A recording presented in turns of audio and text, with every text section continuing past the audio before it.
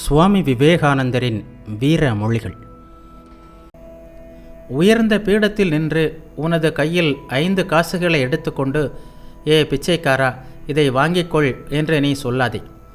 மாறாக அவனுக்கு கொடுப்பதனால் உனக்கு நீயே உதவி புரிந்து கொள்ள முடிந்ததை நினைத்து அந்த ஏழை அங்கு இருந்ததற்காக அவனிடம் நீ நன்றி உள்ளவனாக இரு. கொடுப்பவன்தான் பாக்கியசாலியே தவிர பெறுபவன் அல்ல. இந்த உலகில் உன்னுடைய தர்ம சிந்தனையையும் இரக்க மனப்பான்மையையும் பயன்படுத்த வாய்ப்பு கிடைத்திருப்பதற்காக நீ நன்றி உள்ளவனாக இரு. இதன் மூலம் தூய்மையும் பரிபூரணத்தன்மையும் உன்னை வந்தடையும்.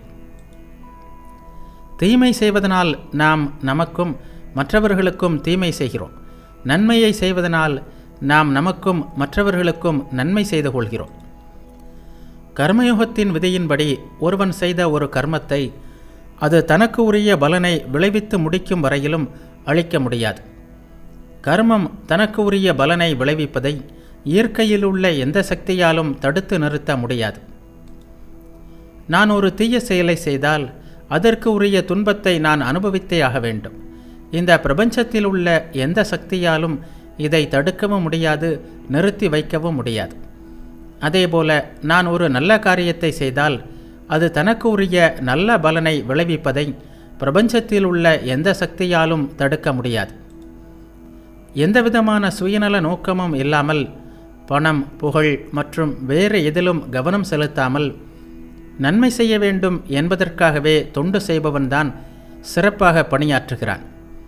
இத்தகைய மனநிலையில் ஒருவன் பணியாற்ற வல்லவனாகும்போது அவன் ஒரு புத்த பகவான் ஆகிவிடுவான்.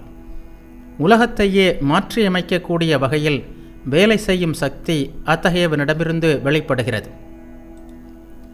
உன்னால் ஒருவருக்கும் உதவி செய்ய முடியாது, மாறாக உன்னால் சேவைதான் செய்ய முடியும். கடவுளின் குழந்தைகளுக்கு தொண்டு செய். உனக்கு அப்படி தொண்டு செய்யும் பாக்கியம் இருந்தால் அவர்களுக்கு தொண்டு செய்ததன் மூலம் ஆண்டவனுக்கே நீ தொண்டு செய்தவன் ஆகிறாய். தனது குழந்தைகளில் யாரேனும் ஒருவருக்காவது உதவி செய்யும் வாய்ப்பை ஆண்டவன் உனக்கு கொடுத்தால் அதன் மூலம் நீ பாக்கியம் பெற்றவன் ஆகிறாய். ஆனால் அது காரணமாக உன்னை பற்றி நீ மிகவும் பெருமையாக நினைத்து கொள்ளாதே. மற்றவர்களுக்கு கிடைக்காத இந்த அரிய வாய்ப்பு உனக்கு கிடைத்திருக்கிறது.